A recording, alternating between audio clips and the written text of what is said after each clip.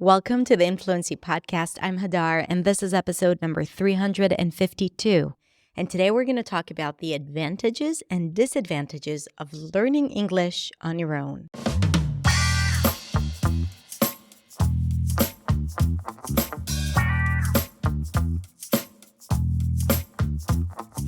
Hey everyone, how are you? I hope you're okay, you are happy, you are healthy, you are content. And if you're not, then you are on the fast track to becoming content and healthy and happy. Because sometimes things are not always ideal, but as long as we know where we're going, I guess it's important. I guess it's good. Okay. Today, I want to talk about the advantages and disadvantages of learning English on your own. Pretty much learning anything, but today we're going to focus on learning English. But before we get started, I wanted to tell you that I'm going to be hosting a free masterclass on September 12th and September 13th called From Avoiding English to Speaking with Impact. I'm going to talk about how to stop wasting your time on bad advice and focus on the 3 powerful strategies that will get you fast results. It's going to be a lot of fun, packed with value, and will offer you a plan to transform your English and get excited about the work to get there. It's absolutely free. I'm going to host 3 masterclasses, 2 on the 12th and 1 on the 13th. If you're listening to this after the 13th, you can actually still click the link below that I'm going to share to register for the free masterclass and watch the replay. So there will be a replay for a limited time. So if you're listening to this, make sure you click on that link below and sign up to join the free masterclass. It's going to be awesome. All right, let's dive into today's topic. Now, as someone who's been a self-learner for many, many years, I love doing things on my own. I love not being a part of a group. I love not showing up somewhere at a specific time. I love the flexibility. And I used to do that for many, many years until I figured out that it wasn't always serving me. Because while there are advantages that we're going to talk about today, there are also a lot of disadvantages. And there are seasons in life where the disadvantages overpower the advantages and vice versa. Now, if you're listening to this, you are probably someone who is learning English on their own. And by on your own, I mean you don't take any classes, you don't take any courses, you don't study one-on-one with a teacher. And if you do, it's kind of random here and there, and it's not like a journey that you both go through together. You're not in any program, any course. You're just collecting resources, online resources, paid or free, but there isn't any guidance. No one is curating a program for you. No one's giving you feedback. No one's talking to you when you feel discouraged. No one is creating a curriculum for you. That, by my definition, is to learn English on your own. Right? So you could be paying for a course that offers you resources, but it's online and it's not a part of a community, or you don't have opportunities to speak to anyone. You don't have opportunities to practice. So that's what I mean. Let's start with the advantages. So like I said, I used to love learning only on my own because the first thing it offers you is flexibility. You don't owe anything to anyone except for yourself. You don't have to commit to a specific schedule. You don't have to respond to anyone. No one's going to ask you why you haven't submitted the quiz, why you didn't show up for a conversation group. It's just you. And for people who are very busy or who are not interested in a community, that could be freeing. That could offer a lot more flexibility. Another advantage is that you create your own journey. You decide what you want to learn. You decide what you want to focus on. You decide how much time you want to spend on something. You decide if something is important for you or not. You don't have to learn all the things that are included in a curriculum. So you have complete ownership and responsibility over your journey. Another advantage is that you usually don't feel FOMO. FOMO is fear of missing out. When you take a course, it's easy to fall off track, and then you might feel, oh, I'm not showing up on time or I'm missing out. And that could create FOMO. Now, FOMO is not necessarily bad because a lot of times it could be motivating, but some people really don't like to feel FOMO. So if you are a self-learner and you're a DIY, do-it-yourself kind of person, then you probably enjoy the fact that you don't experience FOMO. When you study on your own, another advantage is that you get to pick and choose. You have so much content online, and you get to choose only the things that you like doing or that you think are valuable. So there's a lot more creativity that could be involved. There is more variety of different types of content, different teachers, different creators. So like I said, it's very similar to creating your own experience, your own curriculum, but also you get access to different teachers and different types of content that offer a more versatile experience. Now, let's talk about the disadvantages of being a self-learner. But before that, I want to tell you a personal story about learning on my own. So I recently, not that recently, in May 2023, I registered for a certification program to become a life coach with a life coach school. I've been following their work, her work for many years. And there was a point where I felt like I need more tools to help my students in the mindset coaching sessions. Because I have been doing a lot of mindset coaching sessions, but I felt like I needed more substantial tools. And I figured that being certified as a coach with a school that I really admire is the right path for me. And I registered. I was really, really excited.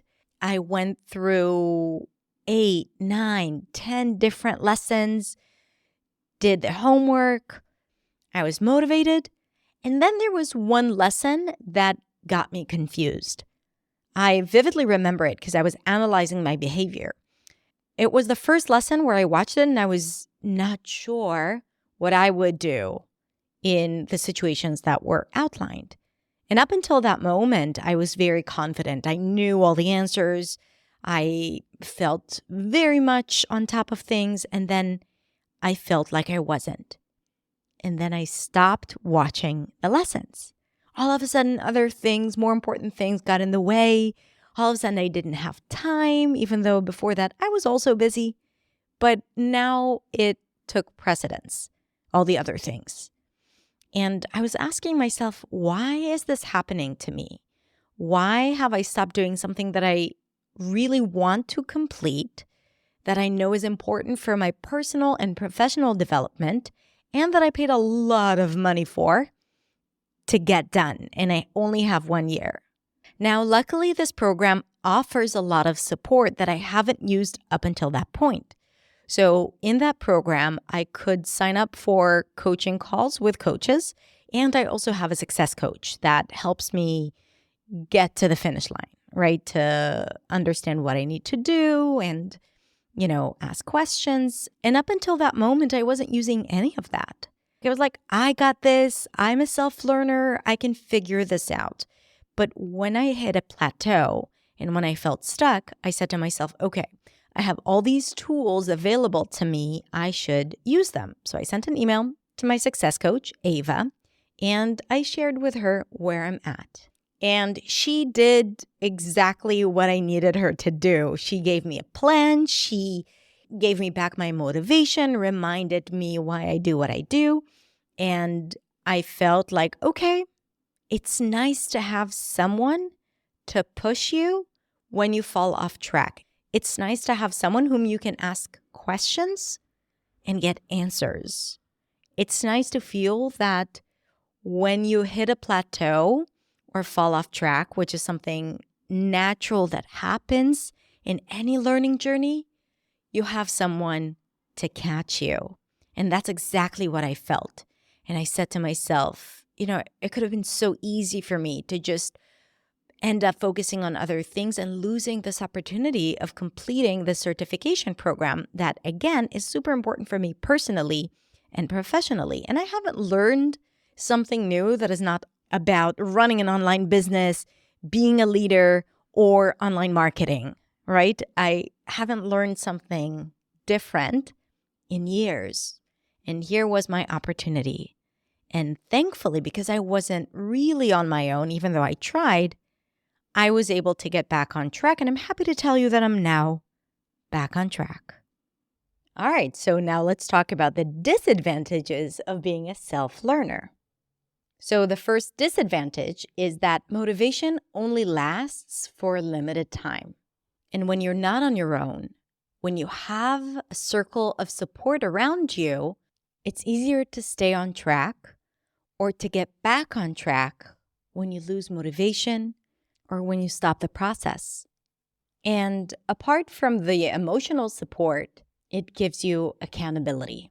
To be accountable means that you are expected to justify your actions or decisions. So you're responsible for the things you say you're going to do.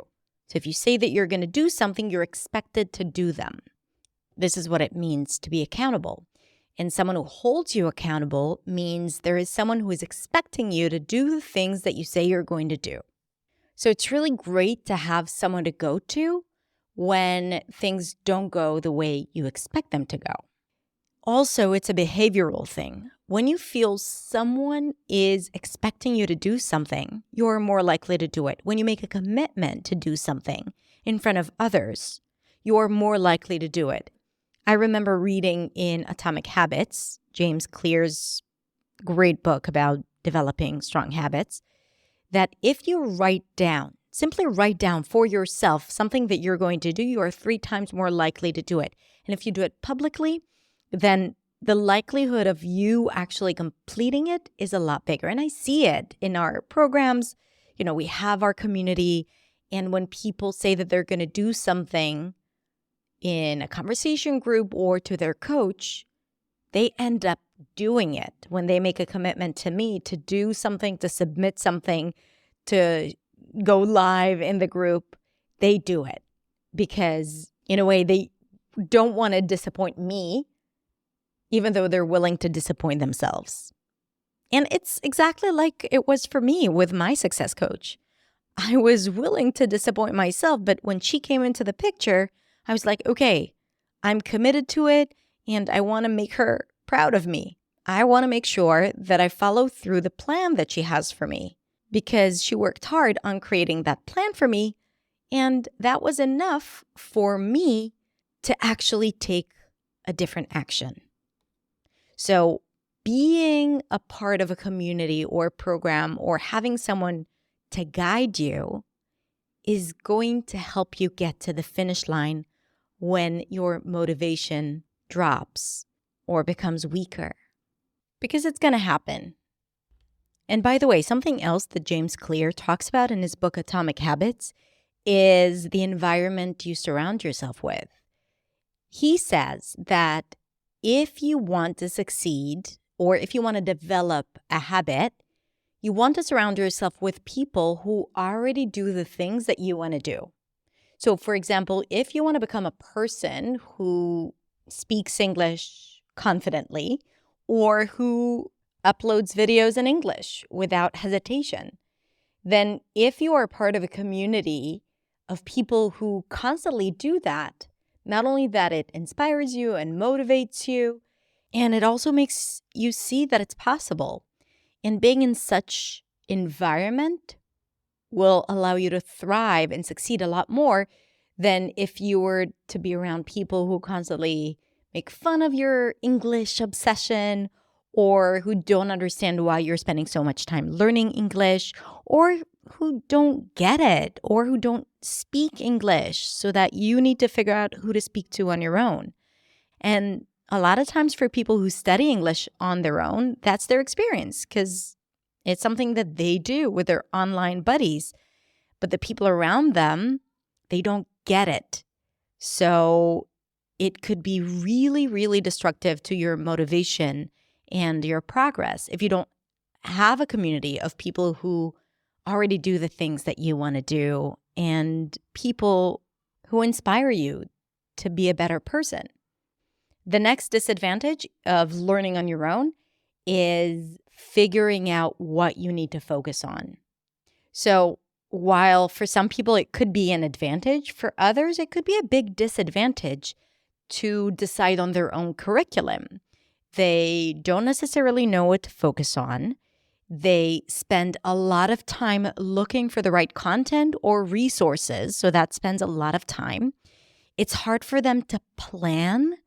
They don't know how long everything is going to take them. So the work on the back end, planning, collecting content, takes a lot of time, a lot of focus, because you need to make a lot of decisions. Do I need to do this or that, right? So it could create decision fatigue. And sometimes when we experience decision fatigue, we end up just not taking action. So some people love doing that. The planners, the organizers, people who have the time to research it well, to understand, to prioritize. But if you don't have that skill, or if you don't have that time, if you're busy, if you have to take care of your family, if you have a job, if you have 2 jobs, if you're a student, then sometimes you don't have that time and you're just doing things on the go, whatever is available to you. And as a result, you don't have like a holistic, intensive, thorough process. It's just the things that come your way. You're winging it instead of planning it and following through properly. And then when that happens, sometimes what happens is that you just don't see progress. You don't feel the results. And then it makes you think things like, oh, this is not for me. It's too hard. It takes me forever. I'm not good in English. Where in fact, it's just because you're not learning the things that would actually get you the results that you want. So that is a big disadvantage, in my opinion, because you don't have a clear plan that is designed for you. The third disadvantage is not having any type of feedback, especially when it comes to English. So what could happen is that you would be practicing something or learning something, but you'd have no idea if you're doing it right. No source of information to tell you, hey, Hadar, you pronounced this correctly, this is great, and this still requires work. And you don't have any guidance on how to evaluate yourself. So you don't have feedback. You don't know if you're practicing something incorrectly. And if you're repeating the same mistake, you're likely to maintain it and not change it, right?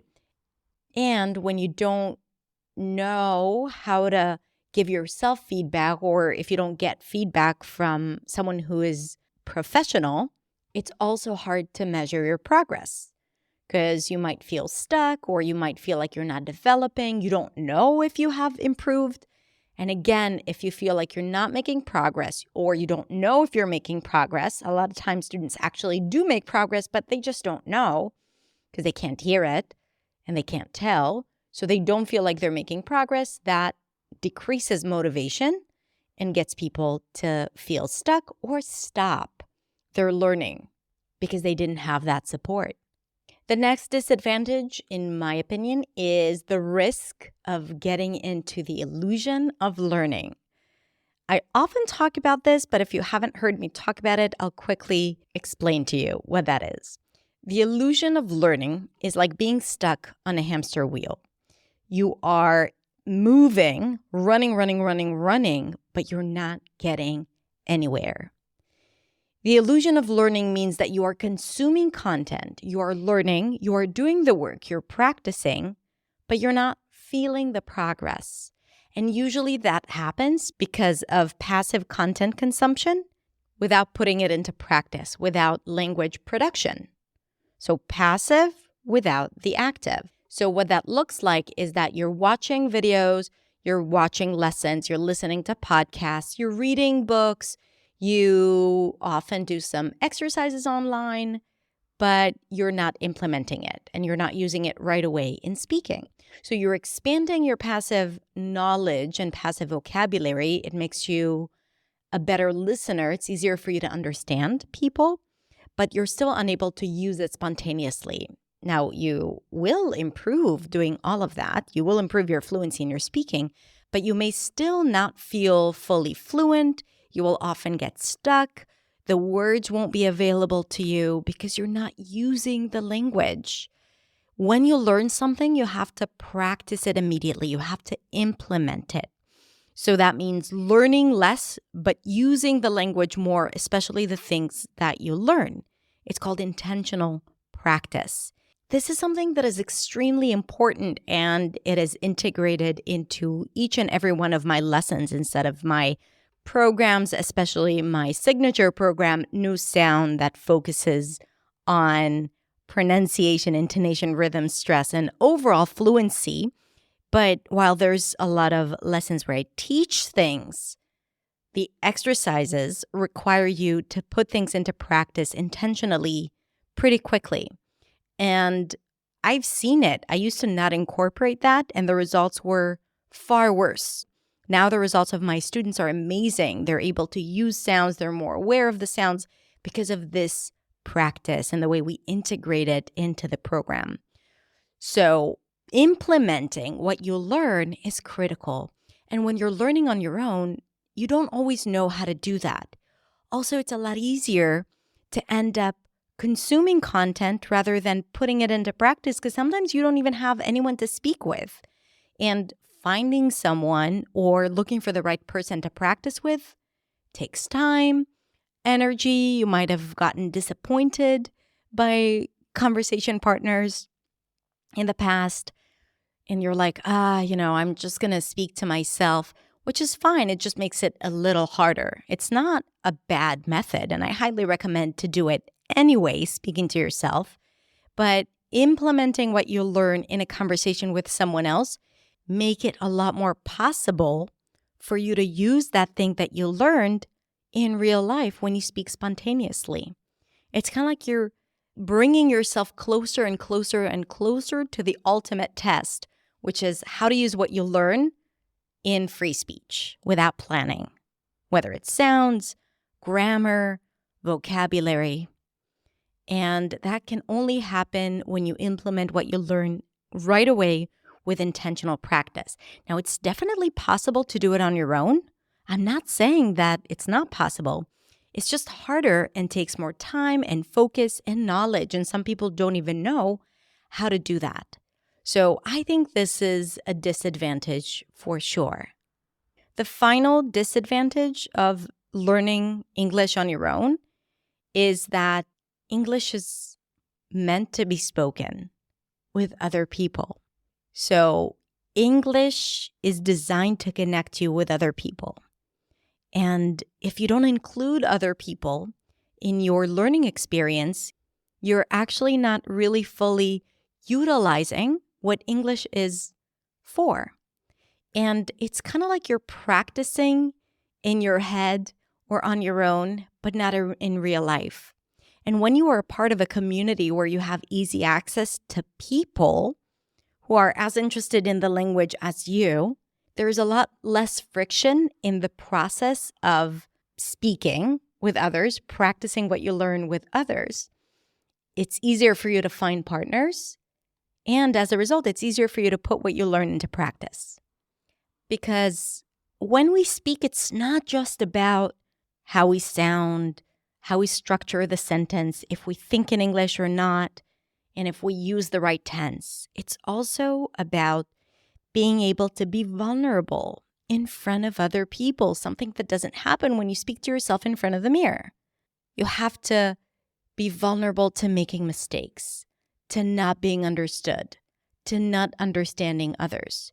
You have to develop the skill of dealing with situations when there's miscommunication, because it's a natural part of speaking in a second language, in any language actually.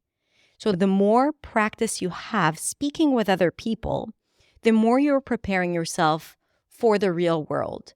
And when you are on your own, when you don't have that circle of support and community and like-minded people, then you don't have that essential practice of the language, of speaking and showing up in front of people and dealing with your fears and with your tendency maybe to avoid conversations or your perfectionism or the fear of not understanding others. You are facing those fears, and those fears don't exist when other people are not involved. And like I said, it's not like you can't find opportunities to speak when you learn English on your own.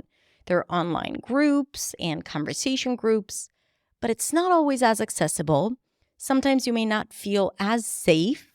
Sometimes you may not find partners that you are actually interested in speaking with. And I can tell you also from my experience being a course creator, I've been running online courses since 2016. That's a lot of years. And at the beginning, I wasn't including any community or any community practice. It would just be me teaching and they would be practicing. Sometimes they would send me their practice for feedback. And I've done that for many years. And people saw results and it was good. But it wasn't until I started incorporating community learning a few years ago that I started seeing the huge difference. I started with small groups and then connecting people one-on-one.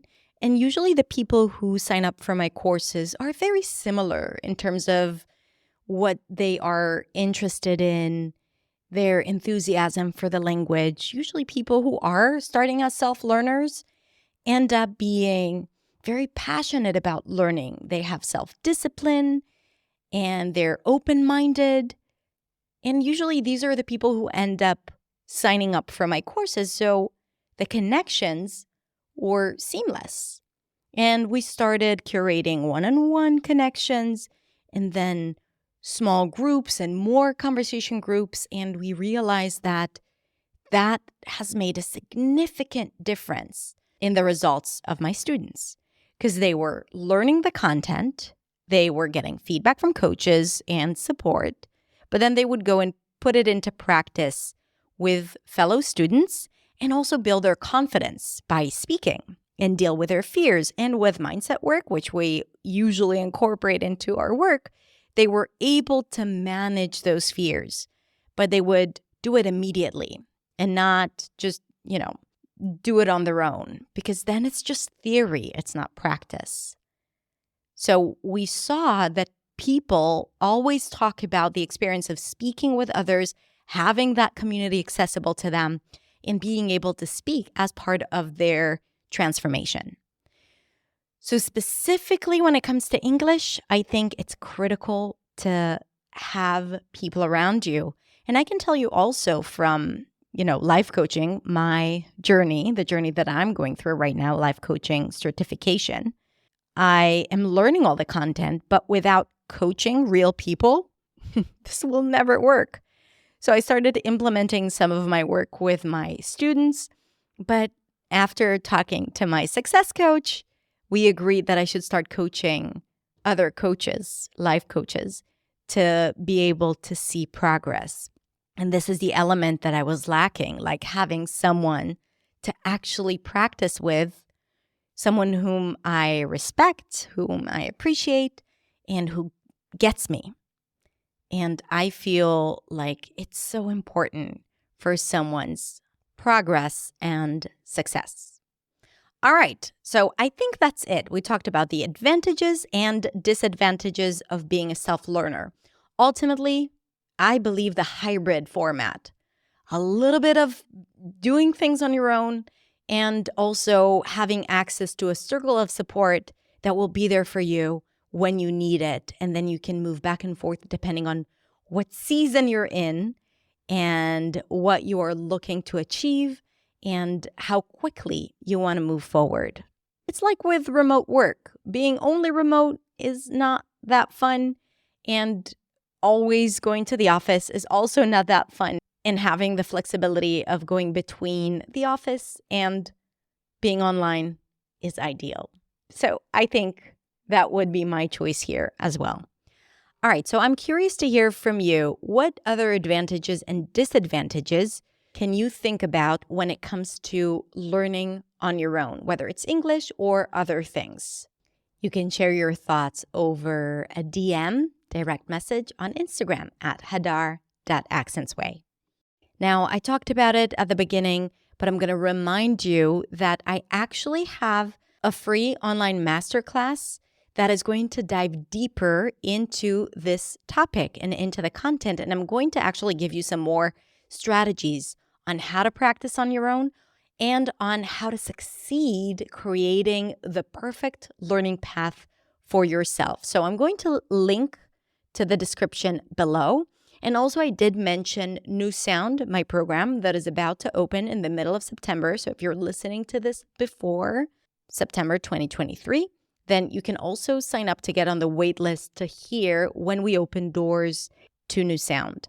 New Sound is my transformative English program that offers you that full circle of support. It offers you an incredible community, unparalleled coaching and support, feedback, a plan that is designed just for you, and so much more. So if you want to find out more about New Sound, if you are tired of learning on your own and being a self-learner, maybe you want to create a hybrid model for your learning, then you should definitely get on the wait list for New Sound to learn more about it when we open doors. But in the meantime, make sure you get on that list to join the masterclass. All right, I hope you enjoyed it. Thank you so much for joining me today. Have a beautiful, beautiful rest of the day, and I'll speak to you next time.